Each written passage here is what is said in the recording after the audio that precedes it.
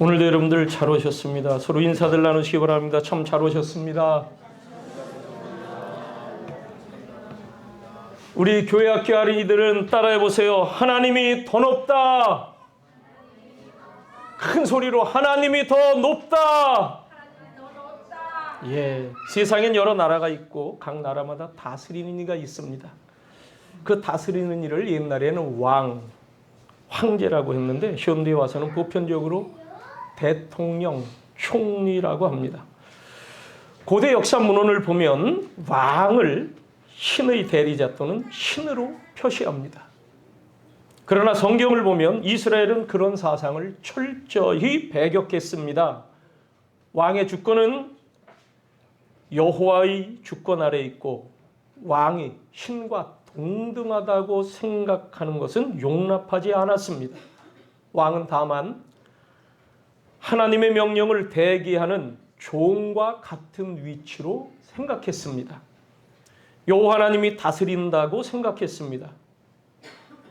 우리 그리스도인들은 이 세상의 통치자들을 위해 차원이 다른 통치자가 계시다고 믿습니다. 그분이 바로 우리가 믿는 창조주 하나님이십니다. 하나님이 다스리는 나라를 우리는 하나님 나라라고 하죠. 오늘 이 땅 위의 나라들은 하나님 나라를 무시하고 자기들의 지상 왕국 또는 지상의 정치 권력을 절대시하고 우선적으로 생각하기 때문에 나라와 나라는 대립하고 싸우고 점령합니다. 국가 권력의 경쟁으로 인해서 세계는 불안하고 승자와 패자도 없이 모조리 망하고 말 전쟁의 위기를 안고 있습니다.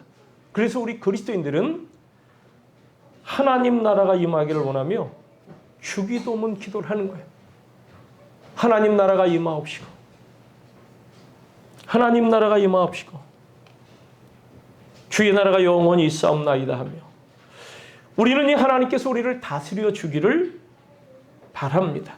감사하게도 하나님이 우리의 마음과 생각을 다스리시고 이끌어 주십니다. 하나님은 우리를 지으시고 우리의 모든 것, 강점, 약점, 꿈과 소원, 계획과 기대하는 것, 심지어는 우리가 지은 죄까지도 샅샅이 다 아시기에 완벽한 통치자가 되십니다. 하나님께서 우리를 다스려 주시면 평안합니다. 하나님께서 나라를 다스려 주시면 역시 안전합니다. 그런데 우리는 하나님이 왕이심을 잊어버릴 때가 많아요. 왕이 없이 어디로 가야 할지 무엇을 따라야 할지 모르고 방황하며 살기도 합니다. 심지어 세상적인 것을 왕으로 모시고 살아가려 합니다. 물질과 쾌락이 왕 노릇합니다. 때로는 명예와 권력이 또 지위와 인기가 왕이 되기도 합니다. 그러나 이런 왕들은 금방 사라질 것들입니다. 그렇다면 지금 여러분은 누구를 왕으로 모시고 계십니까? 하나님이 왕이십니까? 그렇다면 우리 한번 찬양하시겠습니다. 왕이신 나의 하나님 한번 찬양을 해보겠습니다. 왕이신 나의 하나님, 내가 주를 높이고 영원히 주의 이름을 송축하리이다. 이게 오늘 본문 말씀 1절에 나오는 말씀이에요.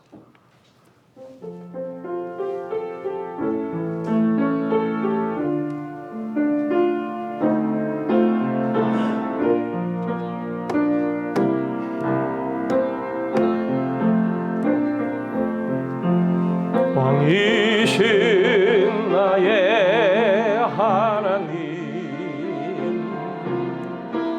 내가 주를 높이고 영원히 주의 이름을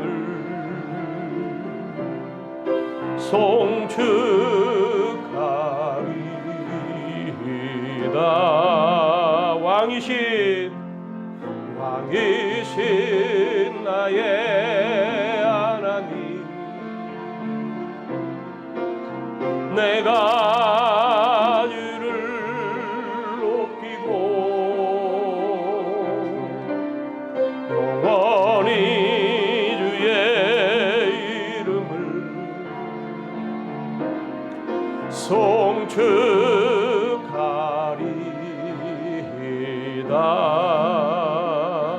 아멘.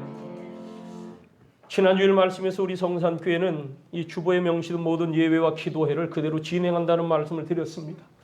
근데 우리 교회뿐이 아니라 여러 교회가, 대다수의 교회가 그렇게 했어요.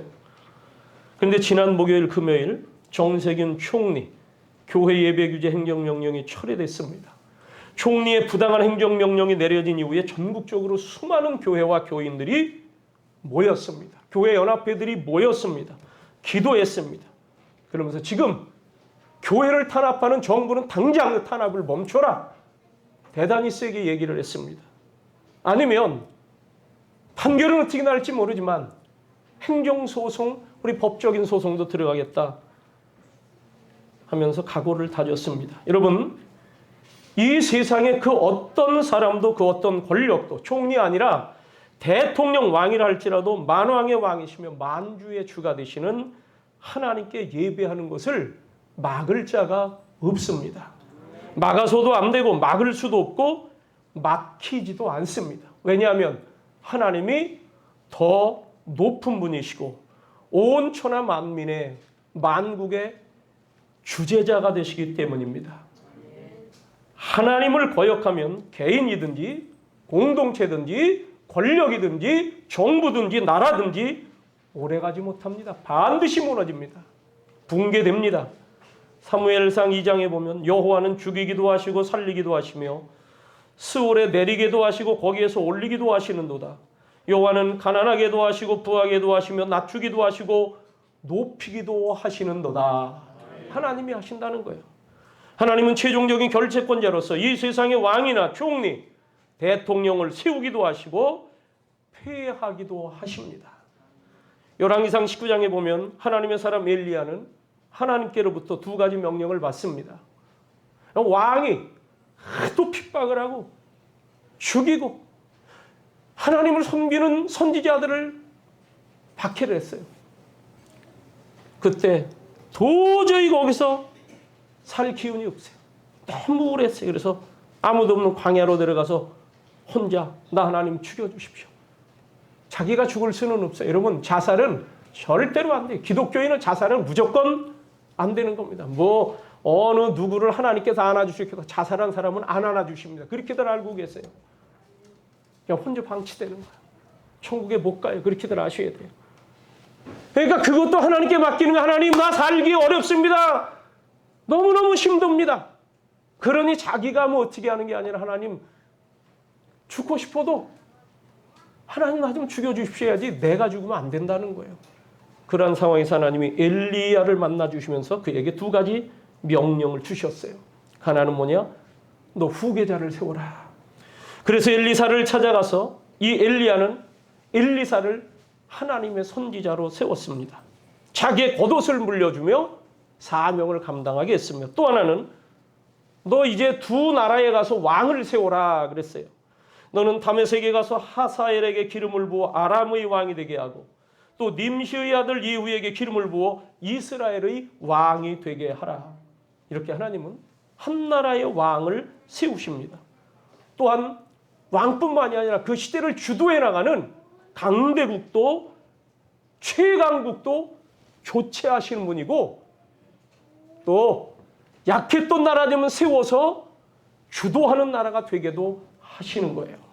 세계사에 등장했던 고대 제국들이 있습니다. 애굽, 이 성경에도 나오는 것이죠. 애굽, 아수르, 바벨론, 페르시아, 헬라, 그리스죠. 그리고 로마 제국. 이 가운데 바벨론에서 페르시아 제국으로 바뀌는 상황에 대해서 아주 구체적인 묘사가 나와요. 이사야서 45장에는 이렇게 기록되어 있습니다. 여호와께서 그의 기름 부음을 받은 고레스에게, 이 사람은 이스라엘 사람이 아니에요. 하나님을 믿는 사람이 아니에요. 하나님을 모르던 사람이에요. 페르시아를 세우는 사람인데, 여호와께서 그의 기름 부음을 받은 고레스에게 이같이 말씀하시되 내가 그의 오른손을 붙들고 그 앞에 열국을 항복하게 하며 내가 왕들의 허리를 풀어 그 앞에 문들을 열고 성문들이 닫히지 못하게 하리라. 고레스를 내가 기름 부어 택했다는 거예요. 이 사람이 들어가는 그 나라, 진군에 들어가는 그 나라마다 그 나라의 왕들이 무장해제하고 성문을 열고 꼼짝없이 항복한다는 거예요. 역대하 36장 23절에 바사왕 고레스가 이같이 말하노라. 자, 같은 고레스입니다. 하늘의 신 여호와께서 세상 만국을 내게 주셨고, 아멘, 나에게 명령하여 이렇게 하셨다는 거예요. 하나님이 세상 만국을 내게 주셨고 내게 명령을 하셨다는 거예요. 이스라엘 1장 1절 바사왕 고레스 원년에 여호와께서 예레미야의 입을 통하여 하신 말씀을 이루게 하시려고, 하나님께서 예레미야 선지자를 통해서 예언하신 게 있는데 그것을 이루게 하시려고 바사왕 고레스의 마음을 감동시키심에 그가 온 나라에 공포도 하고 조소도 내려 이르되 했습니다. 이 바사왕 고레스의 마음에 하나님이 감동을 주셨다는 거예요. 이스라서 1장 2절에 바사왕 고레스는 말하노니, 이제 성령에 감동받은 고레스 얘기합니다. 하늘의 하나님 여호와께서 세상 모든 나라를 내게 주셨고 나에게 명령하사 했어요. 바사왕 고레스라고 했는데 이 바사는 페르시아를 말합니다. 여호와께서 이 고레스라고 하는 인물에게 기름을 부으셨다고 했으니 페르시아 제국의 왕으로 이 고레스를 하나님이 세우셨다는 말씀이에요. 이 고레스가 그 강대하던 바벨론 제국을 쳐서 점령하게 하셨는데 말씀에 뭐라고 했느냐? 이사야서 45장 1절 내가 그의 오른손을 붙들고 그 앞에 열국을 항복하게 하며 내가 왕들의 허리를 풀어 그 앞에 문들을 열고 성문들이 닫히지 못하게 하리라. 즉 고레스가 그 군대를 이끌고 진군에 들어가는 나라들마다 항복하도록 했습니다. 그 시대의 여러 나라를 제압하고 그 나라들을 통치하는 나라를 우리는 제국이라고 얘기를 해요.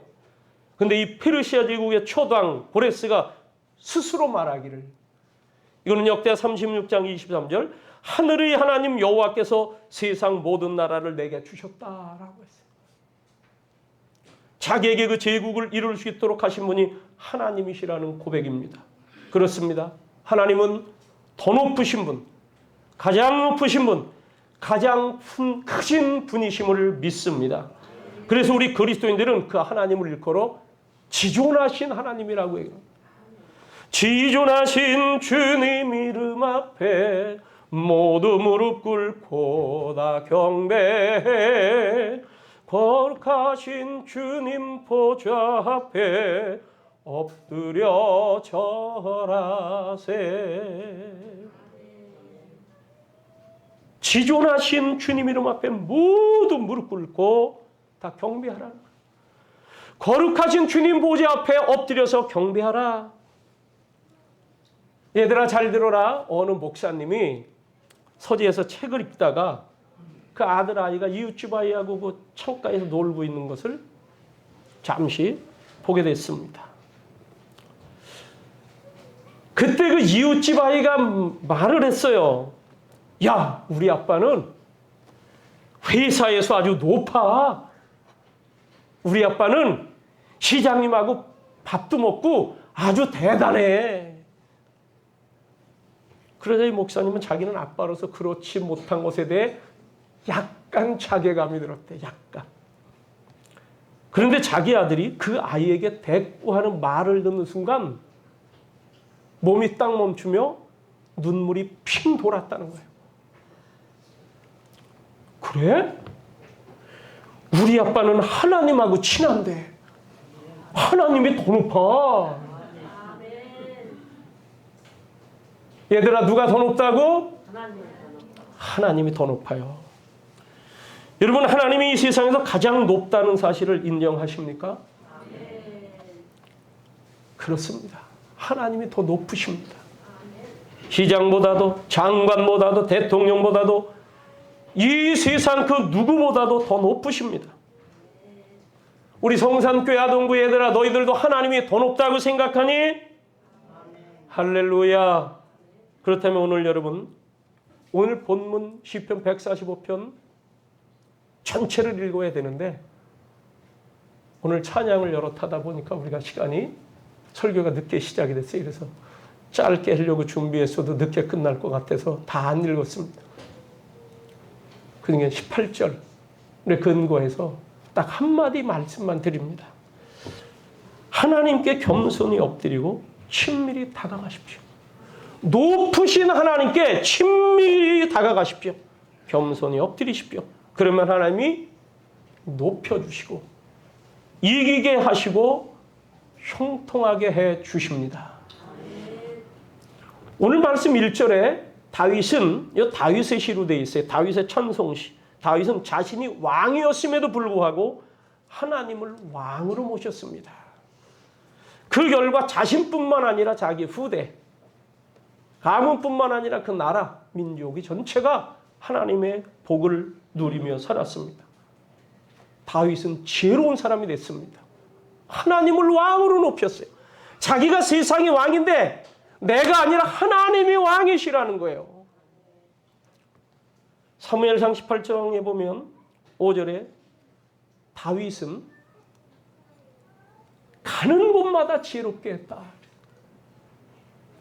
그때 왕은 사울 왕인데 사울 왕이 다윗을 뽑아서 여기저기 장군을 세워서 싸움을 하러 보냈는데 전투하러 가는 곳마다 무슨 일을 하든지 지혜롭게 했다.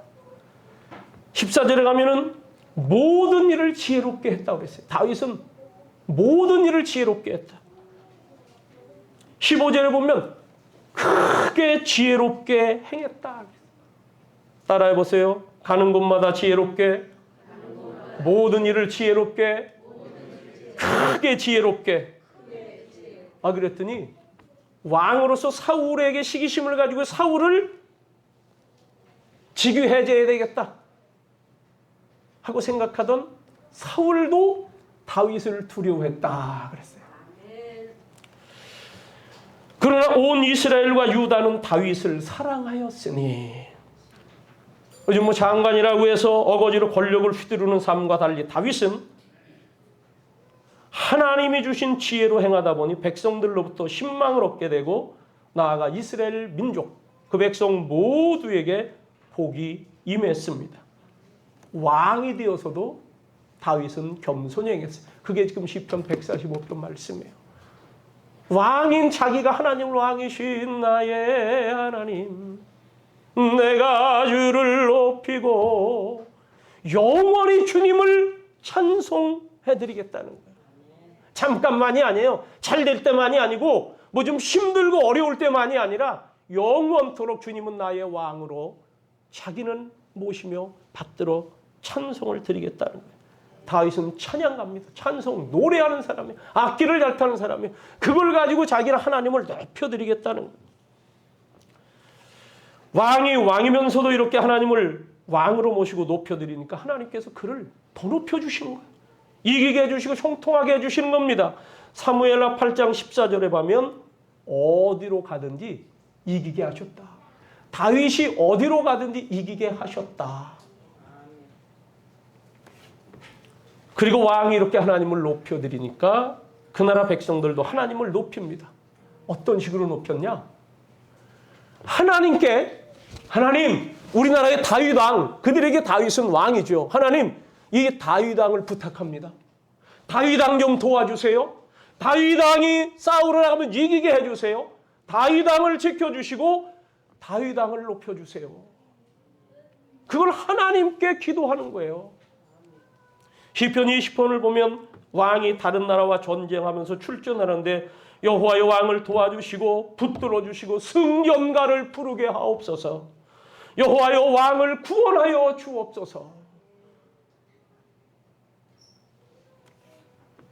시편 21편에는 여호와여 왕의 소원을 들어주셨고 그의 머리에 순금을 관으로 씌워주셨고 그의 영광을 크게 하셨고 왕에게 존귀와 위엄을 주셔서 감사합니다. 여호와여 높임 받으소서. 이 백성들이 이렇게 기도를 하는 거예요. 자, 다른 나라와 싸움이 벌어지는데 왕이 군대를 이끌고 나갈 때 하나님 우리 왕 부탁드립니다. 왕보다 더 높으신 왕이 계시다는 것을 백성들도 믿고 알았다는 거죠. 요한복음 3장 27절 말씀이죠. 하늘이 주신 바 아니면 사람이 아무것도 받을 수 없느니라. 여러분, 왕이 기도하는 나라, 백성들이 왕을 위해 진심으로 축복하며 기도하는 나라, 위대한 나라가 될 수밖에 없습니다. 높으신 하나님께 겸손히 엎드리며 다가가는 것, 친밀히 하십시오. 다가가십시오. 오늘 여기 18절 말씀 다 같이 읽습니다. 시작. 여호와께서는 자기에게 간구하는 모든 자, 곧 진실하게 간구하는 모든 자에게 가까이 하시는 도다. 하나님은 우리를 가까이 해주시는, 하나님 본래 우리를 가까이 하고 싶어 하시는 분이에요. 근데 여기 말씀은 하나님께 간구하고 기도하고 하나님을 경외하는 자들에게 하나님이 가까이 해주신다는 거예요. 확실한 거죠. 내가 사실 죄를 졌어도요, 하나님 우리를 가까이 해주세요. 근데 내가 그걸 인식을 못해. 내가 괜히 두려워. 내가 잘못하고 내가 뭔가 실수했을 때 이거 하나님 피하고 싶어요. 이게 가까이 되어지지가 않아. 하나님은 가까이 하시는데, 그런데 간구하고 하나님 이름을 믿고 하나님 하시는 모든 매사가 의로우시고 합당하시고 이게 늘 말씀을 통해 듣고 아는 자들은 기도하고 푸고요, 가까이 다가가는 거예요. 여러분, 하나님 우리를 위하실 뿐만 아니라 우리와 가까이 하시고자 합니다. 그래서 독생자 예수님을 이 땅에 보내셨고 십자가를 지고 우리의 모든 허물과 죄를 대신 걸머지도록 하신 거예요. 그래서 내가 하나님께 나가는 길을 열어놨으니 너희를 어떤 죄를 졌어도 하나님 피하지 마라. 그냥 와서 엎드려라. 하나님 나 이런 잘못한 거 있어요. 그냥 하나님 다 아신다니까요. 내가 예시를 짓고 안 해도 사실 하나님은 아시는 거예요. 근데 내가 이걸 예시를 짓고 하기가 어려운 거지. 왜? 양심이 있으니까. 낯짝이 있으니까. 그래도 하나님은 괜찮다. 네가 이미 지었던 죄, 지금도 짓고 아직도 해결되지 못한 죄, 또 살다 보면 앞으로도 지을 모든 죄, 태어나면서 죽을 때까지의 모든 죄에 대해서 예수님이 대신 다 걸머지고 해결해 놓으셨다. 이게 십자가예요. 그러니까 그 은혜가 있으니 너희들 그냥 염려하지 말고 아무 때나 내게 오라는 거야. 수고하고 무거운 짐을 졌니? 그냥 와 오라는 거야. 아유, 내가 뻔뻔하지. 아버지 집 떠나고 아버지께로부터 내가 물려받은 이 모든 재산 다 탕진하고 이게 뭐 좋은 일 하려고 하다 탕진했습니까? 그냥 세상에 설랑방탕하고 하다가 가치도 없이 의미도 없이 그냥 허랑방탕했던 그 집 나간 탕자 둘째 아들이, 그래도 우리 아버지 집에 가면 그 생각이 귀한 거예요. 돌이켜오니까 그 아버지가 아무 조건 없이 그냥 안아주시고 입 맞춰주시고 그의 모든 신분을 다시 회복시켜 주셨음을 믿습니다. 그게 하나님 아버지예요.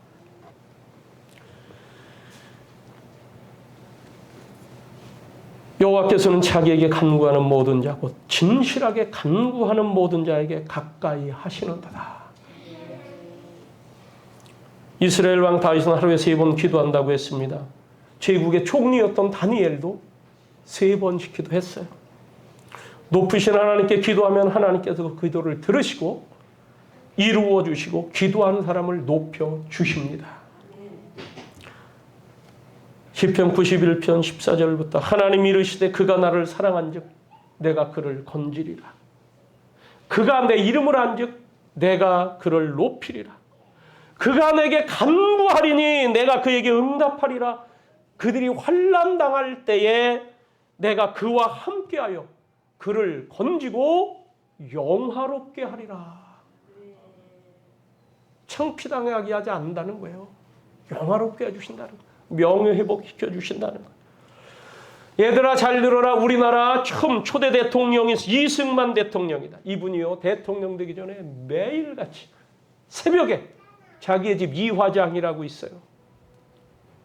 종로에 가면 이화장, 거기서 그 집에서 마루인데 방에서 자다가 새벽만 되면 새벽 기도하러 마루로 나와서 무릎 꿇고, 그때 보일러도 없었잖아요. 무릎 꿇고 나라와 민족과 신앙을 위해서 기도하는 분이에요. 그러더니 우리나라 첫 대통령, 대한민국 건국 대통령이 됐습니다.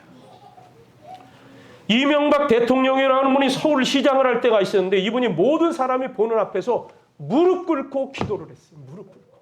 모든 사람이 보는 앞에서. 구두 신고 양복 쫙 빼입고 그때의 서울시 최고 높은 사람으로, 근데 그가 하나님 앞에 무릎을 꿇었어요. 그랬더니 대통령이 되더라는 거예요. 지금 이 세상에서 가장 힘센 나라가 미국입니다. 그 나라 못 따라와요. 중국도 어림없어요, 아직은. 그 나라 대통령이 누군지 아냐, 얘들아? 미국 대통령 이름 좀 알아? 몰라요. 우리나라 대통령 이름은 아니? 뭐예요? 몰라요. 그래. 알 거 없다. 그냥 대통령 알 거 없는 게 행복한 거야. 그냥 엄마, 아빠, 그리고 하나님 알면 다 행복해. 괜찮아.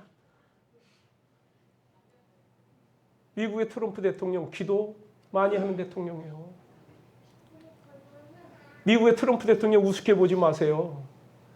우리나라 언론에서 뭐 이런 부정적인 얘기 나와도요, 기도 많이 하는 사람입니다. 기도 많이 하는 사람이에요. 주변에 친밀한 목사님들이 있답니다. 수시로 기도합니다. 매주일 기도합니다. 함께 모여 기도합니다. 하나님과 친밀한 사람들과 같이 하며 하나님을 친밀히 하며 기도하는 거예요. 그가 금년 초에 1월 16일인데 미국에는 국가 기도의 날이 있어. 국가를 위한 기도하는 날. 그게 아주 정해진 날인데 1월 16일. 백악관에서 그날 기자회견을 하는 자리에서 이런 얘기를 했습니다. 기도할 권리보다 더 중요한 것은 없다. 기도할 권리, 최고 중요한 권리라는 거예요. 공립학교에서 교사와 학생의 기도 권리를 보장하라. 원래 미국은요, 하나님이 세우신 나라예요. 우리가 예수 마음껏 믿자고 해서 그런 사람들이 모여서 세운 나라예요.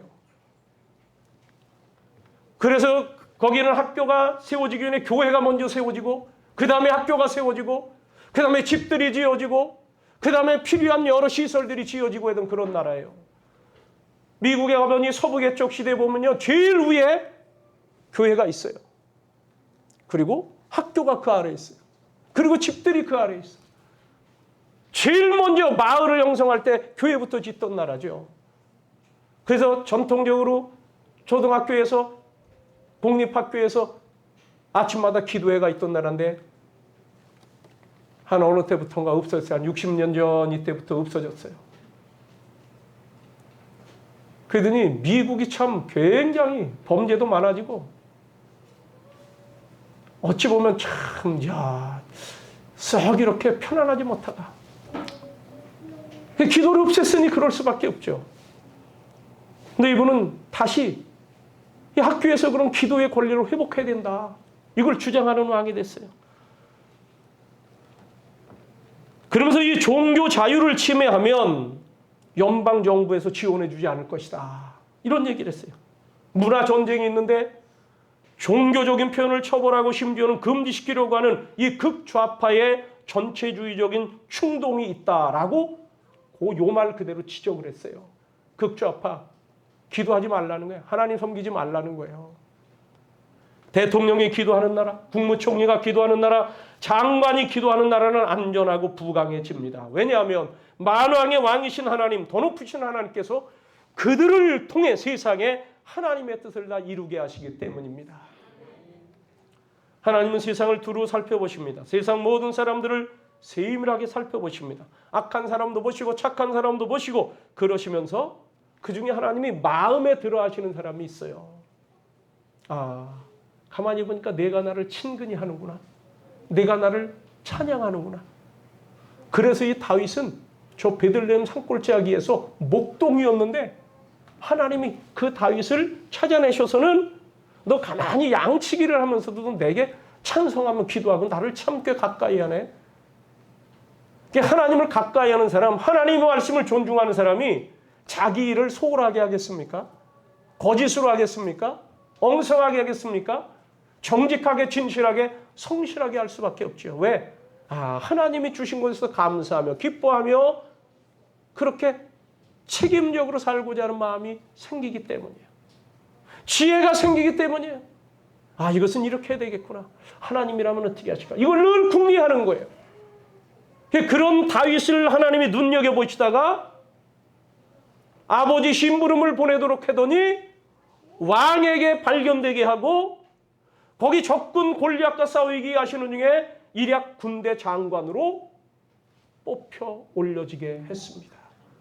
여러분, 심부름 가는 일이었는데 자기가 볼 땐 심부름이면 하나님께서는 그 나라의 주권을 지금 들려서 이 다윗을 왕 앞에 세우는 줄로 믿습니다. 소홀히 할 수 없이 하나님은 뽑아 쓰시는 거예요. 이런 사람들이 잘못해도 하나님이 용서해 주세요. 이런 사람들은 잘못해도 그냥 자기 해결하려고 해주고 하나님께 엎드려 겸손히 엎드려 구합니다.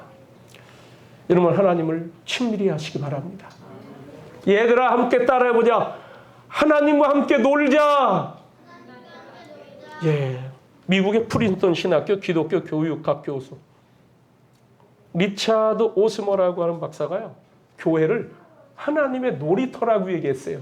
그게 뭐냐, 하나님은 우리하고 가까이 놀고 싶어 하신다는 거예요. 이 비밀을 안 다윗은 나는 여호와 앞에서 어린아이처럼 뛰놀리라, 이런 고백을 해요. 애들 신앙교육을 놀이하듯 가르치라는 거예요. 하나님 우리와 친밀한 관계를 원하십니다. 그 높으신 하나님이. 얘들아, 따라해보자. 교회 와서 놀자. 하나님과 함께 놀자. 하나님과 또 놀자. 여러분, 애들뿐만이 아니에요. 우리가 주님과 함께 친밀하게 즐거이 놀이를 하는 거죠. 그리고 하나님과 함께 하는 거예요. 그리고 또 하는 거예요. 이게 교회예요. 그래서 교회 오면 즐거운 거죠. 여러분, 오늘 이후 이 높으신 하나님이 우리하고 가까이 하기를 원하신다는 생각을 하시고 믿음을 갖고 주님께 겸손히 엎드리며 가까이 하고자 하시는 주님과 친밀하게 즐거이 놀이하시기를 주의 이름으로 축원합니다. 기도하겠습니다.